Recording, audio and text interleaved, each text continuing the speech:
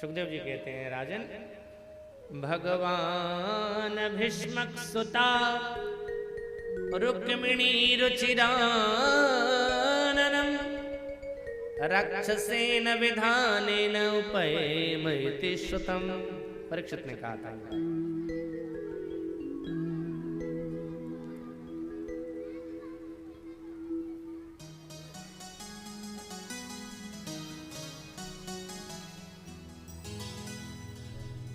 कुंडलपुर के महाराज भीष्म 5 बेटा हैं, रुक्मण, रुक्मांगद, रुक्मरथ, रुक्मकेतु और रुक्मबाहु। ये 5 बेटे हैं, बेटी नहीं थी। लक्ष्मी की उपासना करते थे। लक्ष्मी की उपासना के लिए एक यज्ञ किया, साक्षात लक्ष्मी प्रकट हो गई। बोलिए महाराज क्या वरदान चाहिए? महाराज भीष्मक ने हाथ जोड़ के कहा, आपके जैसी बेटी चाहिए, बेटी चाहता हूँ। लक्ष्मी मैया बोली, अपने जैसा कहाँ खोजूंगी, मैं ही आपकी बिटिया बन जाती हूँ। वहीं प्रकट हो गई, लालन पालन होने लगा। धीरे धीरे कन्या बड़ी होती चली गई। नारद जी आते हैं, बीच बीच में सत्संग होती रहती है। एक बार नारद जी महाराज ने द्वारिकाधीश कृष्ण की चर्चा कर दी, क्योंकि बड़ी हो रही थी कन्या। तो महाराज भीष्मक ने पूछा कि महाराज इनके जैसा वर कहाँ मिलेगा? नारद जी ने कहा कि ये तो साक्षात लक्ष्मी हैं, इनका वर तो नारायण होना चाहिए। तो नारायण कहाँ से लावे? बोले नारायण ही हैं, द्वारिकाधीश। द्वारिकाधीश की चर्चा सुनाई और द्वारिकाधीश के गुणों को, रूप की चर्चा को सुन करके रुक्मिणी जी ने मन ही मन द्वारिकाधीश को अपना पति मान लिया कि अगर मैं विवाह करूंगी तो इनसे करूंगी, अन्यथा मेरा विवाह नहीं होगा। अच्छा, रुक्मिणी का भाई रुक्मण, इसकी मित्रता थी चेदी नरेश दमघोष पुत्र शिशुपाल के साथ, जो आज चंदेरी कहलाता है, वहाँ का राजा था वो। तो अपनी बहन का विवाह निश्चित किया उसने वहाँ, और घर में आकर के सूचना दी कि परसों बारात आ रही है, रुक्मिणी का विवाह शिशुपाल के साथ होगा। रुक्मिणी ने सुना, मैं तो प्रेम करती हूँ और विवाह करना चाहती हूँ गोपाल से, और मेरा भाई विवाह कराएगा शिशुपाल से। नहीं, मैं नहीं करूँगी। रोती हुई भाभी के पास पहुँच गई। भाभी से कहा, मैं ये विवाह नहीं करूँगी, मैं मर जाऊँगी, लेकिन शिशुपाल के साथ मेरा विवाह नहीं होगा। मेरी अर्थी निकलेगी भाभी, डोली नहीं। भाभी ने समझाया कि मरने की बात इस तरह से नहीं करते, कुछ करना चाहिए। क्या करूं भाभी? अच्छा एक बात बता, तू द्वारकाधीश से विवाह करना चाहती है, लेकिन क्या यह बात द्वारकाधीश जानते हैं? उन्हें पता है? रुक्मिणी बोली, हम तो कभी मिले भी नहीं, तो कैसे बताएं कि वो जानते या नहीं जानते? तो बोले, उनको बताना कि तू उनसे विवाह करना चाहती है। अब समस्या ये है कि उनको बताया कैसे जाए? द्वारकाधीश भगवान कृष्ण को रुक्मिणी बताए कैसे कि उनसे विवाह करना चाहती है? आज का जमाना तो था नहीं तो मोबाइल नंबर ही कहीं से मंगवा लेते। लेकिन पुराने जमाने में एक परंपरा थी अपनी बात दूसरे तक पहुंचाने के लिए, वो था पत्र। रुक्मिणी अम्बा ने पत्र लिखा है, एक ब्राह्मण को दिया, द्वारकाधीश के पास भेजा। ब्राह्मण देवता पहुंच गए द्वारिका, परिचय दिया, कुंडलपुर से आया हूँ, वहाँ की राजकुमारी रुक्मिणी ने आपके लिए पत्र भेजा। भगवान ने उस पत्र को लिया, आदर के साथ अपने माथे पर लगाया, और माथे पर लगा करके पुनः ब्राह्मण देवता को वापस दे दिया। पंडित जी पढ़ के सुना दो। अच्छा, भगवान खुद नहीं पढ़ते हैं इस पत्र को, क्यों? क्योंकि इस पत्र में भगवान के गुण लिखा हुआ, और भगवान का गुण भगवान अपने मुंह से कहेंगे अच्छा नहीं लगेगा, कोई ब्राह्मण या कोई महात्मा कहे तभी अच्छा लगेगा। आप सुना। अब ब्राह्मण देवता ने पत्र को लिया, अब पत्र लेकर के पढ़ने लगे। अच्छा, पत्र पढ़ना था। अपन पत्र पढ़ने में कितना इंटरेस्ट रहता है, और उससे ज़्यादा इंटरेस्ट रहता है दूसर के पत्र पढ़े में। और उसमें भी अगर पत्र प्रेम पत्र हो फिर तो कहना ही क्या है। कितना प्रेम पत्र को पढ़ेंगे इंटरेस्ट लेकर के।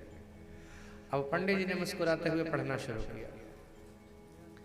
श्रुत्वा गुणान भुवन सुंदर शृण्वताम ते निर्विश्य कर्ण विवरैर्हरतो अंगतापम रूपम दृशाम दृश्यमताम अखिलार्थलाभम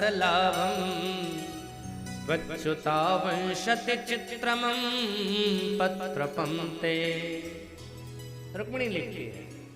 अच्छा, सबसे पहले लिखने में, पत्र में लिखना होगा तो क्या लिखा जाता है? सबसे पहले पत्र में सबसे पहले क्या लिखा जाता है? हाँ, संबोधन।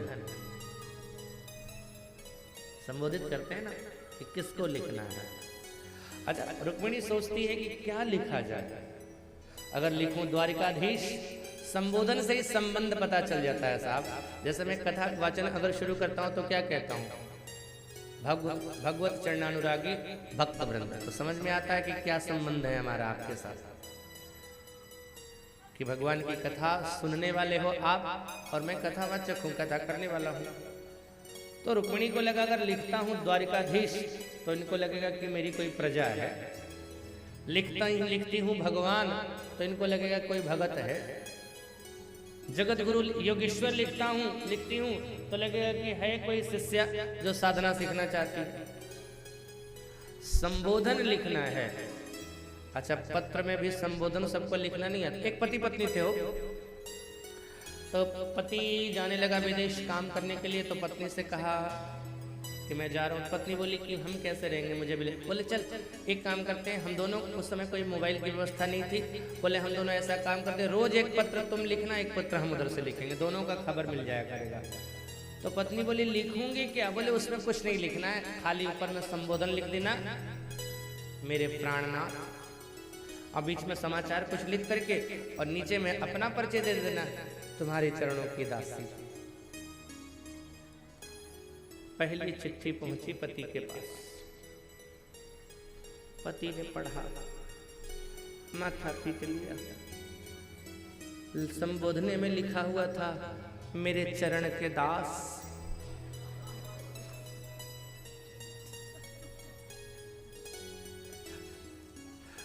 यहाँ का सब समाचार अच्छा है, तुम्हारी समाचार के लिए भगवान से प्रार्थना करती हूँ। अंत में लिखती है तुम्हारे प्राणों की प्यासी।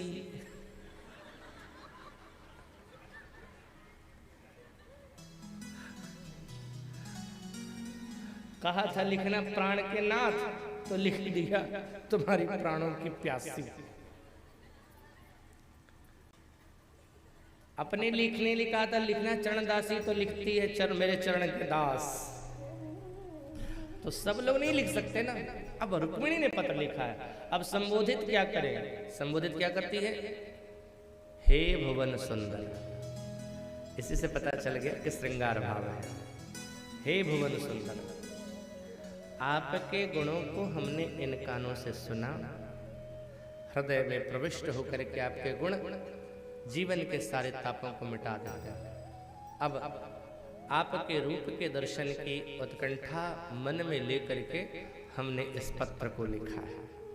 अब अपना परिचय बताती है।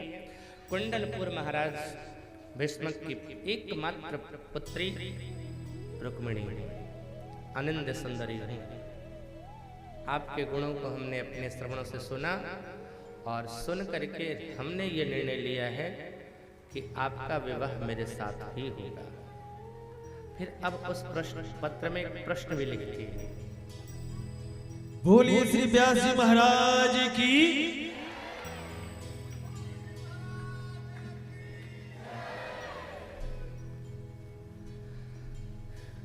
एक प्रश्न भी लिखती है। आपको लगता होगा कि कैसी राजकुमारी है, इसने न देखा न सुना, न देखा न मिली और सीधे विवाह तक पहुंच गई, पता नहीं कैसी है। तो उत्तर भी लिखती है, महाराज मैं समानशीला हूँ, आपके अनुरूप हूँ, किसी भी स्तर पर आपसे कम नहीं दिखूंगी, न रूप में, न विवेक में, न ज्ञान में। ऐसा मत सोच लेना कि मैंने विवाह का प्रस्ताव आपसे रख दिया है तो मैं ऐरी गैरी हूँ। नहीं, अनिंद सुंदरी हूँ। अगर आपके बराबर खड़ी हो जाऊंगी तो लोग मुझे ही सुंदर कहेंगे, आपसे कम नहीं कहेंगे मुझे। और समानशीला हूँ आपकी, जैसे सिद्धांत विचार और विवेक है वैसा ही है। लेकिन मेरा भाई मेरा विवाह शिशुपाल के साथ करना चाहता है और मैं नहीं चाहती हूँ शिशुपाल के साथ विवाह होवे, विवाह आपके साथ होगा। फिर प्रश्न लिखती है, आपको लगता होगा कि कैसे विवाह मेरे साथ होगा, तो उत्तर लिखती है राक्षसी पद्धति से होगा। विवाह की 4 पद्धतियां मानी गई हैं जो शास्त्रोक्त प्रमाणित है। एक ब्रह्म विवाह है जिसमें माता पिता की सहमति से पूरे संबंधियों के बीच में ब्राह्मणों के द्वारा मंत्रोच्चारण पूर्वक जो किया जाता है संपन्न, वो ब्रह्म विवाह है। दूसरा विवाह गंधर्व विवाह है। माई बाप नहीं रहते हैं उसमें, वर कन्या एक दूसरे को पसंद करते हैं, भगवान को साक्षी मान करके एक दूसरे को वरमाला पहनाते हैं और विवाह करते हैं, वो गंधर्व विवाह है। उसे भी शास्त्र ने स्वीकार किया है। तीसरा विवाह है वो है राक्षसी विवाह। माई बाप ने शादी कहीं और निश्चित किया लेकिन लड़की का चक्कर कहीं और है। बारात भी आ गई लड़की की, लेकिन लड़की उस लड़के से शादी नहीं करती है। लड़की भाग करके जहाँ प्रेम कर रही होती है उसके साथ चली जाती है, शादी करती है। ये राक्षसी विवाह है, राक्षसों का, मनुष्य का नहीं है ये विवाह, ये राक्षसी विवाह है। और एक पैशाचिक विवाह है जिसमें जबरदस्ती उठा करके लाया जाता है और शादी करा लिया जाता है। चाहे वो लड़की को उठा करके लाया जाए, चाहे लड़का को उठा कर ले जाए। आजकल लड़का को उठा करके ले जाते हो, बोले चुरा करके ले, वो पैशाचिक विवाह है, वो पिशाच वाला विवाह है, आदमी वाला नहीं है वो। ये 4 पद्धतियां हैं। रुक्मिणी कहती है हमारा विवाह राक्षसी पद्धति से होगा। बारात तो आएगी लेकिन मैं आपके साथ जाऊंगी। फिर प्रश्न लिखती है, आपको लगता होगा कि कैसे मैं आपके साथ जाऊंगी, तो उपाय भी लिखती है। हमारे यहाँ वंश की परंपरा है, जिस दिन विवाह होता है कन्या गौरी पूजा करने के लिए मंदिर में जाती है और मंदिर में मैं सिर्फ अपनी सखियों के साथ रहूंगी, आप वहीं आ जाना और वहीं से हम आपके साथ चले जाएंगे, किसी को पता भी नहीं चलेगा। अंत में लिखती है नहीं आए ना तो डोली नहीं अर्थी निकलेगी मेरी। भगवान ने पत्र ले लिया, लाई कब चले पंडित जी? बोले कल। यानी बारात कल आएगी? बोले हाँ। भगवान विचार करने लगे। पंडित जी ने कहा क्या जवाब दूं? राजकुमारी ने कहा था जवाब लेके आना। क्या जवाब लेके जाना है? भगवान बोले जवाब देने का टाइम है कहाँ, अब तो जो करना है आज ही आज करना है। सारथी को बुलाया, रथ लाया, बैठ गए। पंडित जी से कहा आओ बैठो। जैसे ही पंडित जी बैठे, भगवान ने जैसे ही कहा चलो, सामने से दाऊ भैया आ गए। कहाँ जा रहे हो? भगवान बोले यात्रा पे टोक दिया ना, कहाँ जा रहे हो, अब क्या करूं? भगवान बोले बस ऐसे ही घूम के आ रहा हूँ। दाऊ जी बोले ऐसे क्या होता है? पंडित जी पर निगाह गई है, पंडित जी कहाँ से आए हो? अब पंडित जी ने भगवान की ओर देखा, क्या बोलूं, बता दो? भगवान बोले बता दो, आज नहीं तो कल तो बताना ही पड़ेगा, कितना दिन छुपाएंगे, आएगी दुल्हन तो पता तो चलेगा इनको। सारी बात बता दी। दाऊ भैया मुस्कुराने लगे, ओहो मुझे क्या पता था मेरा भाई जवान हो गया है। कन्हैया तू चल चल चल चल, हम बाराती आ रहे हैं। बारात लेकर के दाऊ जी भाई है ना, बड़े वात्सल्य भाव है, वो जानते हैं कि जहाँ ये जा रहा है, जिसकी लड़की को चुरा करके लाएगा, वो लोग छोड़ देंगे क्या इसको? और वहाँ से शिशुपाल होगा तो जरासंध भी होगा, दोनों की मित्रता है, तो सेना चाहिए ना। तो सेना की बात करते हैं कि बाराती मतलब सेना। भगवान पहुँच गए कुंडलपुर, पंडित जी को भेजा जाओ जा करके बता दो। और रुक्मिणी उदास, अभी से कोई खबर नहीं आया और आज बारात आ गई है, शिशुपाल वाली बारात। शिशुपाल बारात लेके आ चुका था, क्या होगा पता नहीं। पंडित जी छड़ी घुमाते हुए पहुंचे। रुक्मिणी ने देखा, आइए आइए महाराज, आइए आइए। गए थे द्वारिका? बोले हाँ। मिले थे? बोले हाँ। पत्र दिया? बोले हाँ। पढ़े थे? बोले हाँ। जवाब दिया? बोले ना। अब तो रुक्मिणी की धड़कन 555 किलोमीटर की रफ्तार हो गई। जब जवाब नहीं दिया तो क्या होगा? हमने इतना विश्वास से पत्र लिखा था और जवाब भी नहीं दिया। आज लगता है मेरी जिंदगी का अंतिम दिन है। तभी पंडित जी ने मुस्कुरा के कहा, जवाब नहीं लाए हैं, उन्हीं को लेकर आए हैं। जैसे ही कहा कि वही आए हैं, ओहो, फिर तो रुक्मिणी प्रसन्न हो गई। अभी तक चुपचाप बैठी हुई थी, सखियों को बुलाए, आओ अब आकर के मेरा श्रृंगार करो, क्योंकि मेरा दूल्हा आ गया। आओ मेरी सखियों मुझे मेहंदी लगा दो, मेहंदी लगा दो मुझे ऐसी सजा दो कि मुझे श्याम सुंदर की दुल्हन बना दो, मुझे श्याम सुंदर की दुल्हन बना दो, मुझे श्याम सुंदर की दुल्हन बना दो, मुझे श्याम सुंदर की दुल्हन बना दो। आओ मेरी सखियों मुझे मेहंदी लगा दो, आओ मेरी सखियों मुझे मेहंदी लगा दो, मेहंदी लगा दो मुझे ऐसे सजा दो, मेहंदी लगा दो मुझे ऐसे सजा दो, मुझे श्याम सुंदर की दुल्हन बना दो, मुझे श्याम सुंदर की दुल्हन बना दो, मुझे श्याम सुंदर की दुल्हन बना दो, मुझे श्याम सुंदर की दुल्हन बना दो।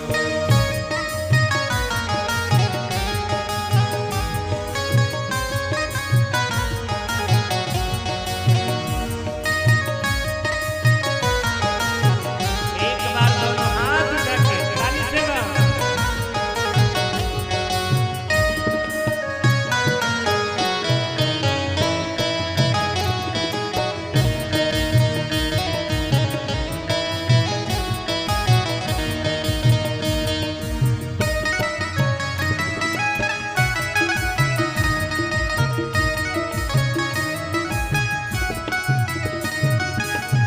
सत्संग में मेरी बात चलाई, सत्संग में मेरी बात चलाई, सदगुरु ने मेरी कीन्ही रे सगाई, सतगुरु ने मेरी कीन्ही रे सगाई, उनको बुला के हथ लेवा तो करा दो, उनको बुला के हथ लेवा तो करा दो, मुझे श्याम सुंदर की दुल्हन बना दो, मुझे श्याम सुंदर की दुल्हन बना दो, दुल्हन बना दो मुझे दुल्हन बना दो, दुल्हन बना दो मुझे दुल्हन बना दो।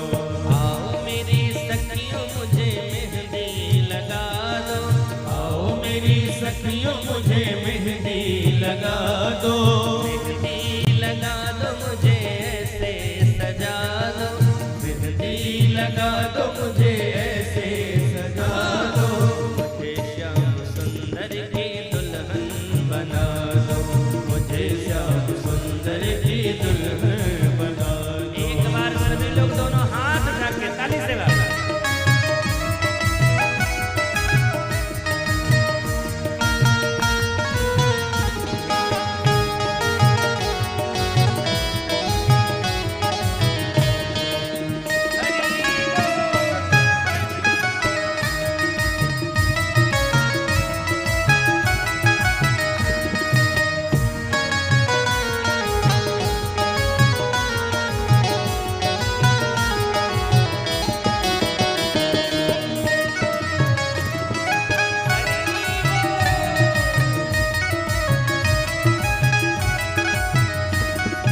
ऐसी पहनू चूड़ी जो कबहू न टूटे, ऐसी पहनो चूड़ी जो कबहू न टूटे, ऐसा बनूं दूल्हा जो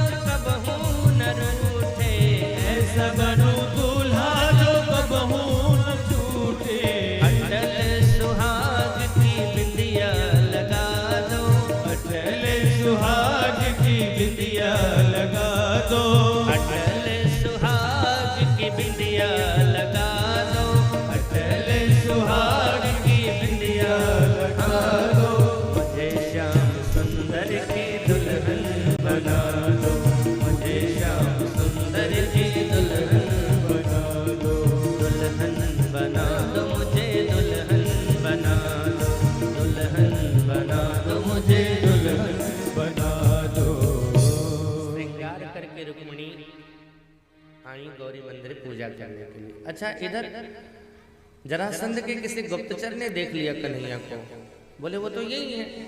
हमने तो सोचा था वो मर गया, वो तो जिंदा है। जरासंध ने शिशुपाल से कहा कि अगर वो काला यहाँ है तो तेरा विवाह खतरे में है, वैसे नहीं हो सकता, यहाँ पे जरूर कुछ कारण है, फिर क्या करेंगे? बोले तेरी सुरक्षा की चिंता नहीं, चिंता तो उस कन्या की है। चल, हम लोग सिर्फ लड्डू पेड़ा खाने के लिए नहीं आए हैं, तेरी रक्षा के लिए भी आए हैं। जितने सैनिक थे महल में भेज दिया। पता चला कि राजकुमारी तो महल में है ही नहीं, कहाँ गई है? बोले गौरी मंदिर पूजा करने के लिए गई है। सारे सैनिकों ने जाकर के चारों तरफ से मंदिर को घेर लिया। अब रुक्मिणी ने पूजा की, बाहर निकली, देखने लगी कि यहीं पर तो बुलाया था उनको, दिख नहीं रहे हैं, लेकिन उनके जगह अपार सैनिक दिखाई पड़े, ढेर सारे सैनिक। रुक्मिणी को लगा अरे राम, ये क्या हो गया? मैंने उनसे कहा था मैं अकेली रहूंगी यहाँ पर, लेकिन इतने सारे सैनिक हैं, वो क्या सोचेंगे, बुला करके मुझे पकड़ा दिया। अभी ये सोच ही रहे थे कि आएंगे कि नहीं आएंगे, आएंगे कि नहीं आएंगे, लेकिन भगवान आहा, इसी बीच सैनिक देखते रह गए और भगवान रथ के घोड़े को भगाते हुए आए। घोड़ा दौड़ता हुआ आया, भगवान घर से आए, रुक्मिणी का हाथ पकड़ा। सैनिकों ने देखा भगवान को, बोले भैया एक बात बताऊं, आए हैं तो महाराज के लिए, लेकिन आहा देखो ना क्या इनका बाल है, आहा। एक बोला इसकी चाल तो देखो, एक बोला चाल सोचो छोड़ो, रसगुल्ले के जैसा गाल देखो, आहा। चाल, गाल, रुमाल, बाल देख रहे थे सैनिक। इसी बीच भगवान आए, रुक्मिणी जी का हाथ पकड़ा, रथ पे बिठाया, घोड़े भगाए और रथ 9-2-11 हो गया। बोलिए रुक्मिणी मंगल भगवान की। रुक्मिणी हरण भगवान, कम से कम ताली तो जोर से बजा लो। बोलिए रुक्मिणी हरण भगवान की। जयकारा तो जोर से लगा लो। बोलिए दुल्हा सरकार की जय हो। अच्छा, जब भगवान चले गए तो सैनिकों ने कहा अपन यहाँ काय को है। एक ने कहा दुल्हन की सुरक्षा के लिए, दूसरे ने पूछा तो दुल्हन कहाँ है? सखी बोली दुल्हन को जहाँ जाना था गई। अरे तो पकड़ो, देख क्या रहे हो, पकड़ो पकड़ो पकड़ो पकड़ो। रुक्मिणी की सेना लग गई पीछे, रुक्मिणी लग गया, भगवान चले। भगवान ने सोचा कितना दूर भागेंगे, लड़ लेवे। और जैसे ही युद्ध के लिए तैयार हुए, सारी सेना सामने, भगवान अकेले। तभी उधर से आवाज आई, बोलिए द्वारिकाधीश भगवान की जय। भगवान ने देखा, बोले हमारी होने वाली ससुराल में ये हमारी जय जयकार कहाँ से हो गई? ये तो सब लड़ने वाले हैं। पीछे मुड़ करके देखा, ओहो ये तो दाऊ भैया आ गए, अपनी नारायणी सेना आ गई। फिर भयंकर युद्ध प्रारंभ हुआ। भगवान ने रुक्मिणी को पकड़ लिया, वध करने वाले थे। तभी रुक्मिणी ने कहा सरकार ये हमारे भाभी के सुहाग है, और हमारी भाभी ने ही आपके पास भेजा है संदेश, इसलिए मेरी भाभी के सुहाग को मत उजाड़ो। भगवान ने मुस्कुरा करके कहा क्यों साले साहब, मार दिया जाए कि छोड़ दिया जाए? रुक्मिणी जी बोले छोड़ दिया जाए, लेकिन ऐसे नहीं छोड़ेंगे। भगवान ने रुक्मिणी का बाल पकड़ा और तलवार से सारे बाल काट दिए। दाऊ जी ने कहा ओए कन्हैया ये क्या है? कोई रिश्तेदार के साथ ऐसा व्यवहार करता है? और ये नाईगिरी तूने कब से शुरू कर दी? भगवान ने दाऊ भैया से कहा भैया डांटना हो तो अकेले में डांट लेना, ये होने वाली पत्नी के सामने मुझे मत डांटा करो, नहीं तो इंप्रेशन पूरा खराब हो जाएगा और ये जिंदगी भर ये डांटती रहेगी हमको। इसलिए भगवान मुस्कुरा, दाऊ जी मुस्कुराने लगे। वहां से लेकर के माधवपुर आते हैं। शुभ लग्न, शुभ मुहूर्त, विवाह की तिथि निश्चित की गई। बुलाया गया, हस्तिनापुर से भी लोग आए, द्वारिका से लोग आए, मथुरा से लोग आए, और कहा जाता है पहली बार यहाँ पर नंद बाबा और यशोदा मैया आए। वहाँ भगवान शुभ लग्न और मुहूर्त में दुल्हा दुल्हन का विवाह संपन्न कराया जाता है। हम सब दर्शन करेंगे और जोरदार तालियों के साथ स्वागत करेंगे। भगवान कृष्ण रुक्मिणी के गले में वरमाला डालेंगे और रुक्मिणी जी भगवान कृष्ण के गले में वरमाला डालेंगी और हम दर्शन करके जोरदार तालियों के साथ दुल्हा दुल्हन का अभिनंदन करेंगे। शोक पुराओ माटी रंगाओ आज मोरे प्रभु जी घर आवे आज मोरे प्रभु जी घर आवे। तेरी सखी मंगल गाओरी तेरी सखी मंगल गाओरी धरती अंबर सजाओरी तेरी सखी मंगल गाओरी धरती अंबर सजाओरी आज छुटे हैं पी की सवारी जिनकी छवि से देखो मैं तो प्यारी माटी रंगाओ रंगाओ रिसरी आज मोरे प्रभु जी घर आए आज मोरे प्रभु जी घर आवे। एक बार दुल्हा दुल्हन का स्वागत दोनों हाथों से तालियां।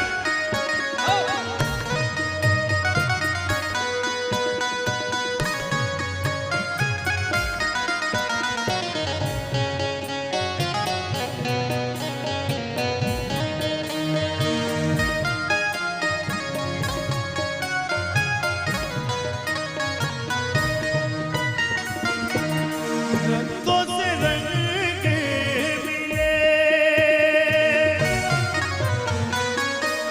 रंगों से रंग मिले नए नए ढंग मिले रंगों से रंग मिले नए नए ढंग मिले आज उतरे हैं पी की सवारी जिनकी